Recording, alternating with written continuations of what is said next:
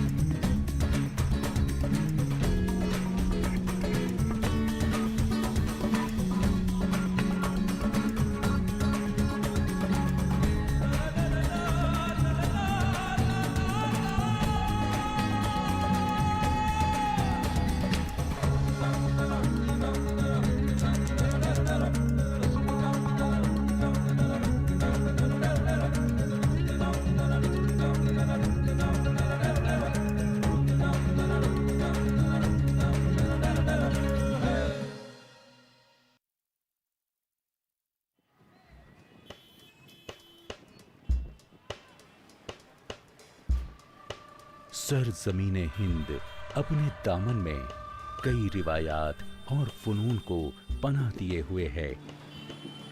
कई तरह के फ़न जो आलमी सतह पर पहचाने और सराहे जाते हैं, इस मुल्क की किसी छोटी बस्ती या फिर किसी गांव में परवरिश पा रहे हैं। आज इस एपिसोड में आपके रूबरू एक ऐसा फ़न है जो तारीखी अहमियत का हामिल है। तांबे और पीतल जैसी सख्त चीजों में फूलों और कलियों की नजाकत तराशे जाने का ये हुनर चिताई कहलाता है।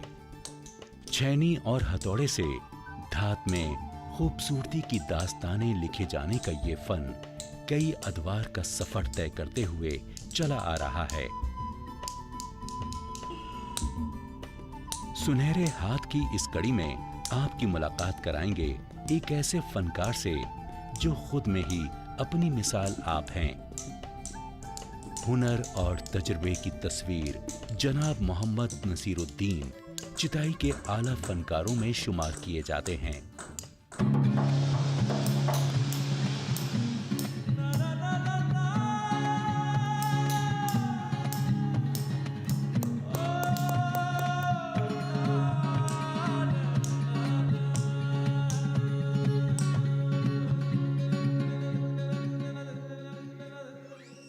64 साला ये फनकार दिल्ली के सीलमपुर इलाके में अपने अहलो अयाल के साथ रह रहे हैं।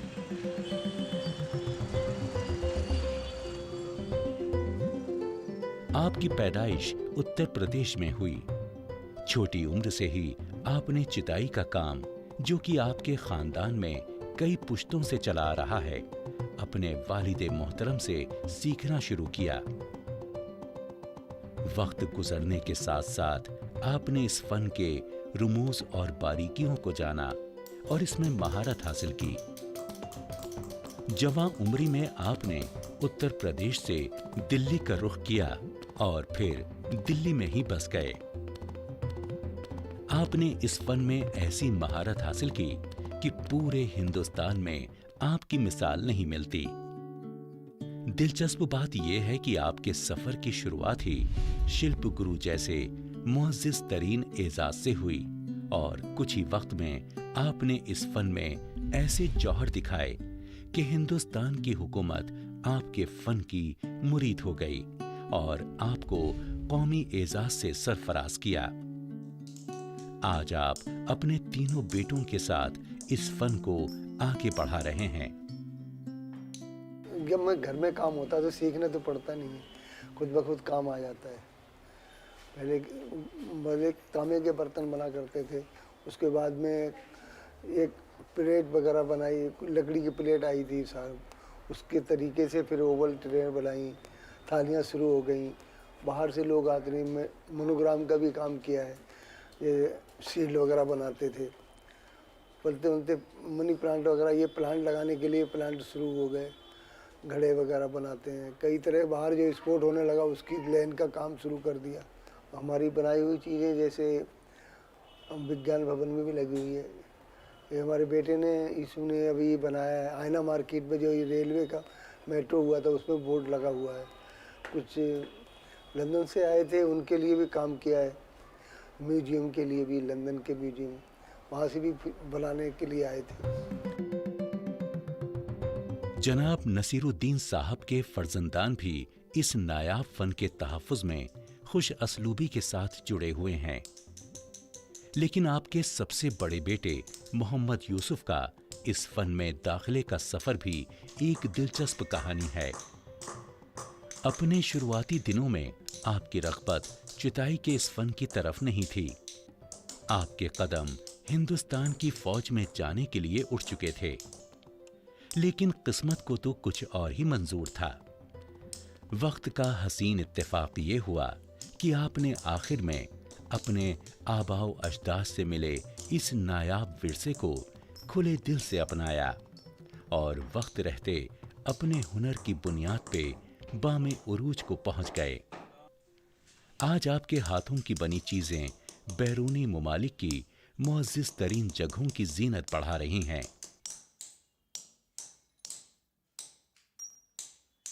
एक्चुअली जब मैं पढ़ रहा था तो मेरा इंटरेस्ट ये था कि काम तो मैं अपनी फैमिली में मेरे होता तो मैं काम करता था पापा के साथ में स्कूल जाने के बाद में, लेकिन मेरा इंटरेस्ट जो था वो आर्मी में जाने का था और मैंने आर्मी जाने के लिए मन भी बना रखा था। लेकिन उसी दौरान मुझे ये अवार्ड का कंपटीशन का पता चला और मैंने वहाँ कंपटीशन में हिस्सा लिया तो मुझे स्टेट अवार्ड फर्स्ट मिला, जो जग प्रवेश चंद जी ने अपने शुभ हाथों से दिया। कला के प्रति जो एक बढ़ोतरी और रुझान ज़्यादा जो हुआ है, एक म्यूज़ियम में डायरेक्टर से मुलाकात हुई थी, डॉक्टर जितेंद्र जैन से। उनसे मिलने के बाद उन्होंने कला को एक अलग अलग तरीके से करने का मुझे आइडियाज़ दिए। कई एग्जीबिशंस भी की उनकी गाइडलाइंस में मैंने बाहर की और मेरे बनाए हुए पीस जो हैं देश विदेशों में कई ऐसी जगहों पे हैं जहाँ शोभा बढ़ा रहे हैं। और लंदन के भी एक म्यूज़ियम में मेरे बनाए हुए पीस डिस्प्ले है।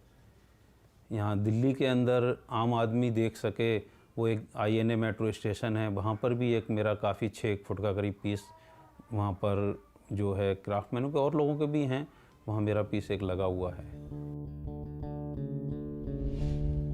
मुगलिया दौर में चिताई का काम काफी मशहूर हुआ।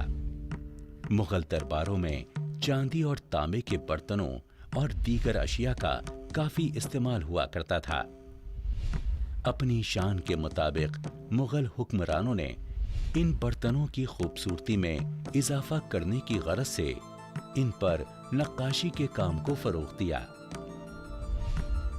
इस तरह से चिताई के काम की इस कदीमी रिवायत को एक नई पहचान मिल गई।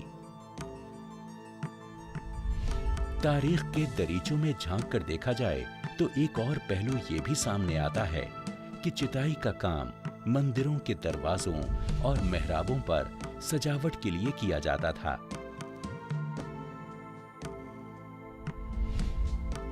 वक्त गुजरने के साथ साथ चिताई के फन के लिए एक सुनहरा दौर शुरू हुआ। इस फन के नए कदरदान नवाबीन की शक्ल में सामने आए, जिन्होंने इसकी और ज्यादा इज्जत अफजाई की।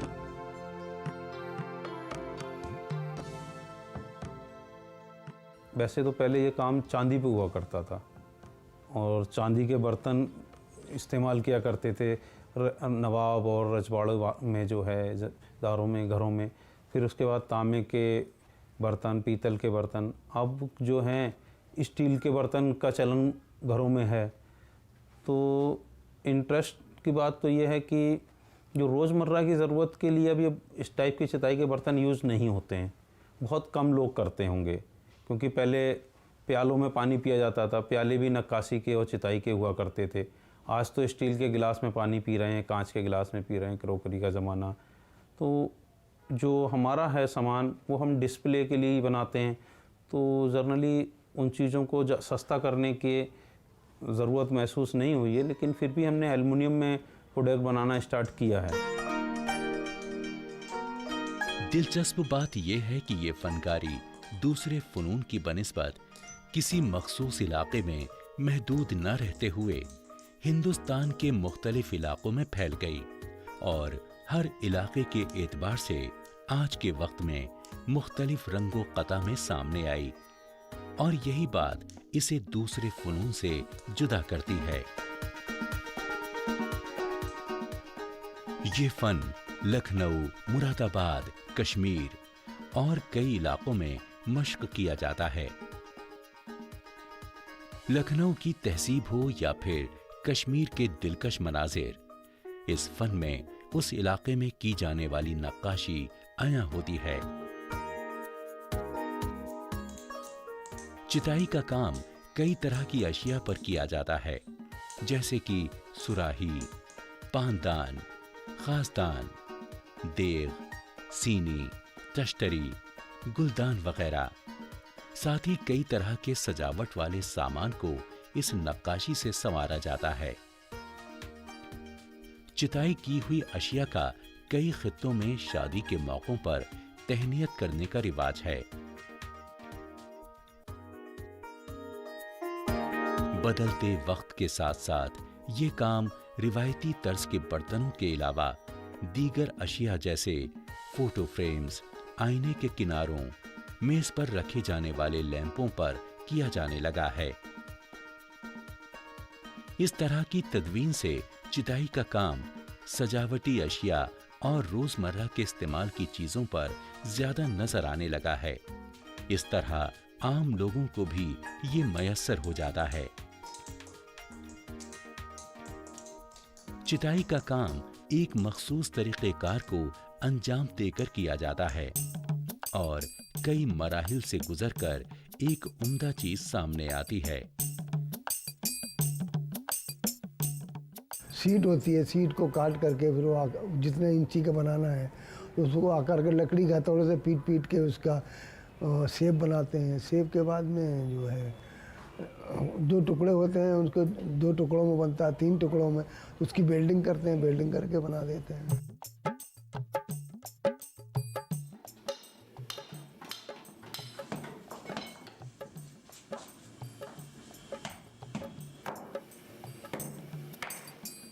काम राल भर के करते हैं। पहले राल गलाते हैं, लाख खाका होता है कई तरह का बना करके, तो उसको गला करके फिर उसमें डाल देते हैं।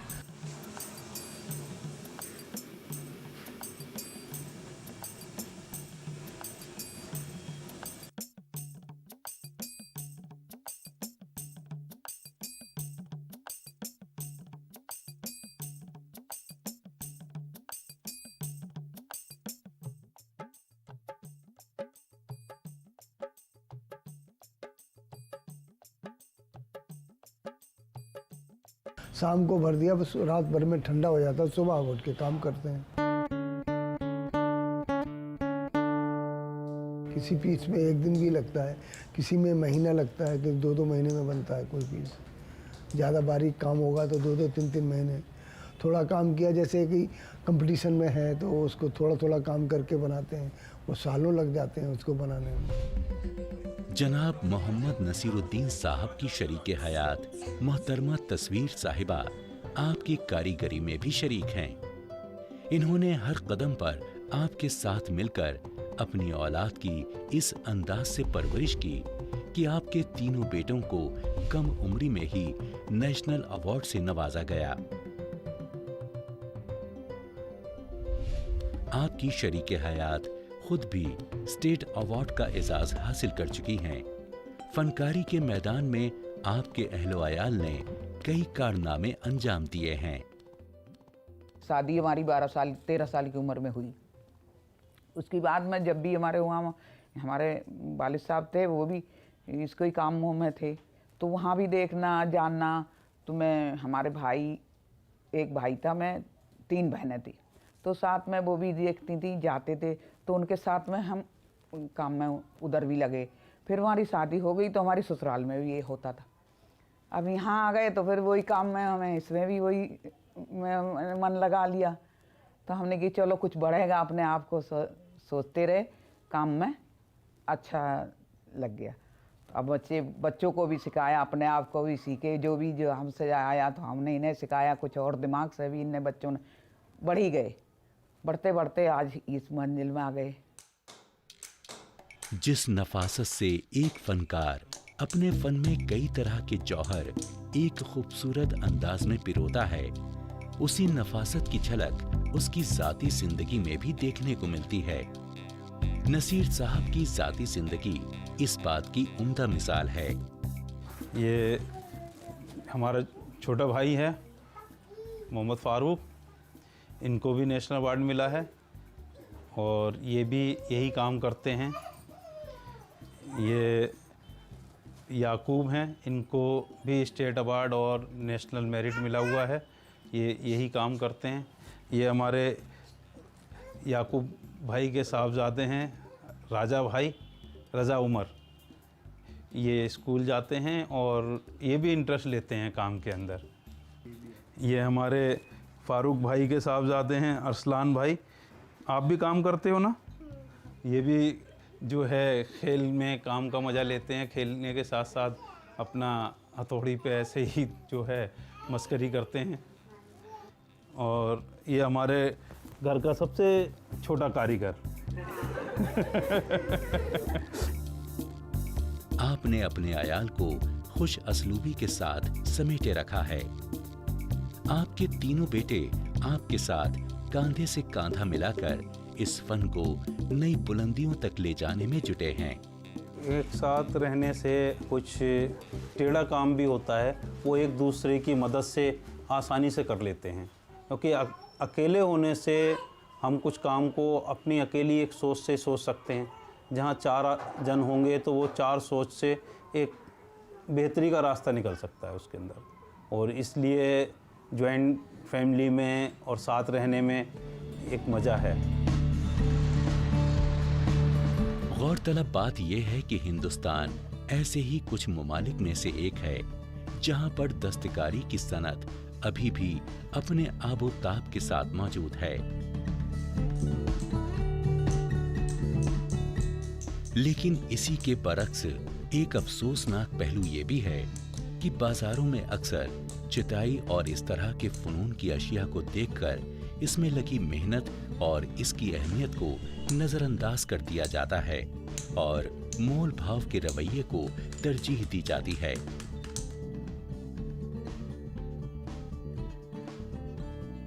क्राफ्टमैन जो है वो डेली मार्केटिंग नहीं करता और उसको अपनी सेल्समैन ही नहीं आती, वो सिर्फ अपना चीज़ बना करके पब्लिक तक ले जाता है और फिर जब वो वहाँ लेकर जाता है और देखता है कि कोई कस्टमर आया है तो उसने सडनली बता दिया भाई ये इतने का है, अब वो कहता है कि नहीं जी इतना कर लो, बार्गेनिंग करते हैं। तो एक्चुअली मॉल के अंदर क्या है कि वहाँ बार्गेनिंग करने की चाहत ही नहीं जागती। वहाँ तो आदमी सोचता है मैं मॉल से ख़रीद रहा हूँ, ये टेक मार्क बना हुआ है, वो 10 की चीज़ अगर 100 में भी मिल रही है तो वो लेता है। और क्राफ्टमैन से अगर 100 की चीज़ क्राफ्टमैन ने 80 बताए, कहता नहीं भाई 50 ले लो। कि जो बाज़ार आजकल लग रहे हैं उसमें कुछ क्राफ्टमैनों के साथ में मैंने भी बताया ना NGOs वगैरह जो हैं, इनसे लिंक के ज़रिए या कुछ ऐसे क्राफ्टमैन ना भी होते हुए वो बाज़ार लगा के बैठते हैं जो बाज़ार से ख़रीद के चीज़ लाए और उन्होंने वहाँ रख ली। उनको ये लगता है कि मेरी चीज़ बिकनी चाहिए, अगर नहीं बिकेगी तो अगला बाज़ार कब मिलेगा मालूम नहीं, तो मुझे नुकसान होगा इनडायरेक्टली। क्राफ्टमैन ऐसी चीज़ें नहीं सोचता। क्राफ्टमैन तो सोचता है अगर बिक गई तो ठीक है, नहीं तो मेरी चीज़ बनी हुई हाथ से बिकेगी। कारीगर के पास हिंदुस्तान में जो आर्ट वर्क था, हैंडीक्राफ्ट वर्क था, ये बिना पूंजी का धंधा था, इसमें पूंजी की ज़रूरत नहीं थी। आज इसमें पूंजी का बहुत बड़ा योगदान आ गया है।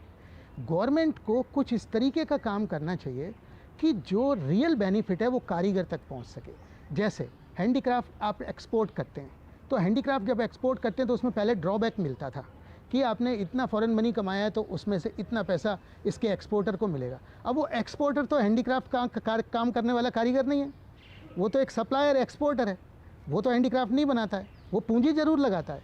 लेकिन कुछ ऐसी नीतियाँ होना चाहिए कि उसका कुछ शेयर नीचे तक जाए। आपने मिनिमम वेज बना दिया, स्किल्ड लेबर का मिनिमम वेज है, लेकिन कारीगर का कोई मिनिमम वेज नहीं है। आप कहते हैं ये अनऑर्गेनाइज सेक्टर है इसलिए हम इसका मिनिमम वेज नहीं बना सकते, लेकिन सरकारी कार्यक्रमों में बुलाने के लिए तो बना सकते हैं। हालांकि कई फनकार अपनी मेहनत और तजुर्बे को बरूए कार लाते हुए चिताई के हक में भरपूर ताउन दे रहे हैं। वहीं पर फनकारों को आई दुश्वारियां भी एक बहस का मौजू है, चाहे वो इस काम में लगने वाली अशिया की बढ़ती कीमत हो या खरीदो फरोख्त के लिए मुनासिब बाजार की गैर मौजूदगी। फनकारों को हर मरहले पर कई दिक्कतों का सामना करना पड़ता है।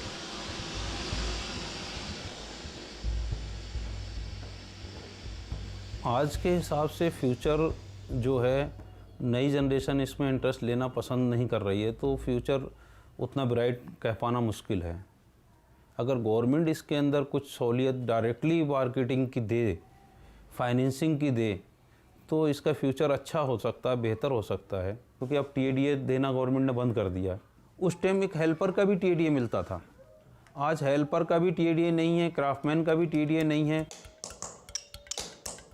लेकिन वहीं कारीगर का बेशतर अवकात जमाने के साथ कदम से कदम ना मिला पाना एक बड़ा सवाल है। इन हालात में इस मसले का हल निकालने के लिए हुकूमत, फनकार और दीगर अनासिर को मिलजुल कर काम करना होगा।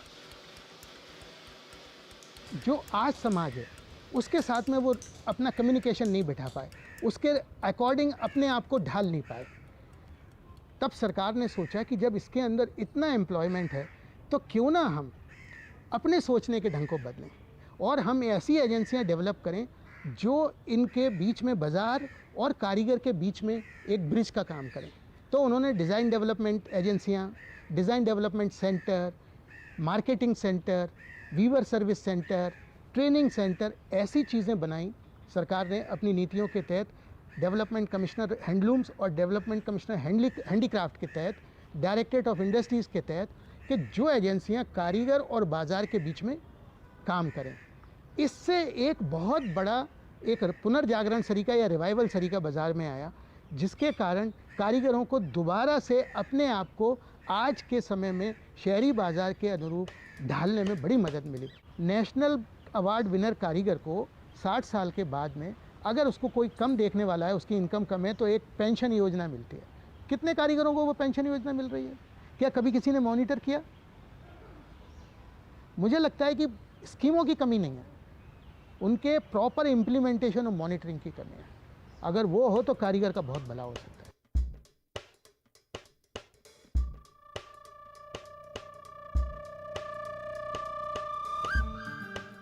धात से बनी अशिया की खूबसूरती देखते ही बनती है। काम की बारीकियों से फनकार के वसी नजरिए का अंदाजा होता है। फिर भी इस फनकारी को अभी वो दर्जा मिलना बाकी है जिसकी ये हकदार है। We treat them as some kind of, inferior type of people. Craftspeople just don't get recognition. They are highly skilled professionals, but we don't treat them like highly skilled professionals. All doing skills which I think no other country in the world has. It's not just that we work in different materials like wood and metal and marble and textile, but in each of these categories, practically in every village there's a different variation, a different way of treating it. And yet we don't seem to understand that this is something that we should be investing in and building in. For me, craftspeople are among the most highly skilled professionals we have in this country. I think they don't even think of them as skilled labor. They think of them as some kind of slightly interesting, but not even coming into the category of a professional skill.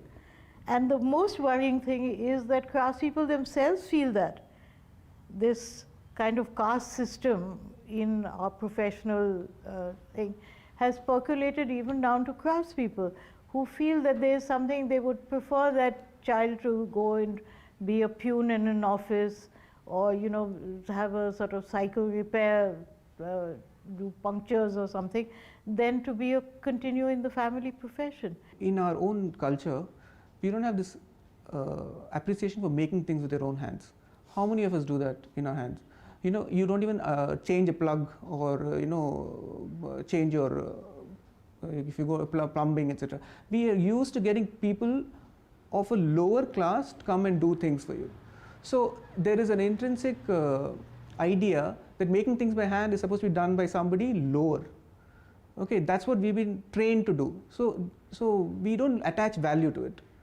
And we have 1 billion people, you know, and we can afford to have people for everything. And whereas if you go abroad, you see that, you know, they understand the skills involved, and they look at it and say, wow, this is something which, however much I try, I can never do that. So somehow that's not crept in, and which is sad actually, because we have a huge database of knowledge of people with skills which we can actually leverage and make things. At every level of our society, we need to appreciate craftspeople, and not only appreciate craftspeople in their skill, but also their contribution to our economy. Most people don't even realize that craftspeople are not only the second largest employment sector in the country, but also one of the biggest contributors to our GDP as well as to our export revenues. Mughal दरबारों से होते हुए और नवाबों की नज़ाकत के कई पहलुओं को अपने दामन में समाते हुए ये फन आज के इस जदीद दौर में भी एक मुनफरिद पहचान के साथ मौजूद है, और इस बात का सेहरा जनाब नसीरुद्दीन साहब और इनके फर्जंदान जैसे फनकारों के सर जाता है। इन सरपरस्तों की परवरिश में ये फन नापैद होने से बच गया, और आगे भी इन सुनहरे हाथों में इस फन का मुस्तकबिल महफूज नजर आता है। नेशनल अवार्ड मिल गया है, अभी तो जो है काम को आगे करने की और नया करने की चाहत तो है मेरे अंदर। कुछ कोई अगर आइडिया गाइडलाइंस मिलती है नया करने के लिए तो मैं अभी भी तैयार हूँ। अवार्ड लेने से संतुष्टि नहीं होती है मन की, क्योंकि अवार्ड एक प्रोत्साहन है गवर्नमेंट का, अल्लाह ने दिलाया है। क्योंकि एक कामयाब आदमी को कामयाबी हासिल होने के बाद पहले से ज़्यादा मेहनत करनी पड़ती है, क्योंकि उसको नीचे आने की बजाय ऊपर जाने की ज़रूरत होती है, और उसको लगन तो रहनी चाहिए। वो मेरे अंदर है। मैं अभी भी चाहता हूँ कि मुझे कुछ नया करने का और कुछ अलग से करने का मौका मिले तो मैं करूँगा, और करने को तैयार हूँ। हाथ की कारीगरी की महत्ता को स्वीकार करना ही पड़ेगा और उसको बढ़ावा देना ही पड़ेगा। और ये एक फॉर्चुनेट हमारे लिए बड़ा मतलब एक भाग्य की बात है कि हाथ का काम दुनिया भर में सिमट रहा है और हिंदुस्तान में बढ़ रहा है। तो एज ए हैंडीक्राफ्ट कारीगर दुनिया में हमारी मान्यता बढ़ रही है।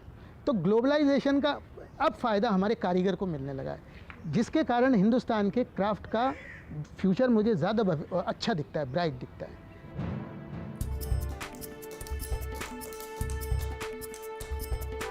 तांबे और पीतल जैसी ठोस चीजों को नजाकत के साथ तराशने का ये हुनर वाकई दाद के काबिल है। हमारा ये प्रोग्राम सुनहरे हाथ ऐसे फनकारों को खराजे तहसीन पेश करता है, और इसी वादे के साथ हम आपसे विदा लेते हैं कि अगली पेशकश में एक और पुरखुलूस फनकार से आपको रूबरू करवाएंगे। तो तब तक के लिए विदा।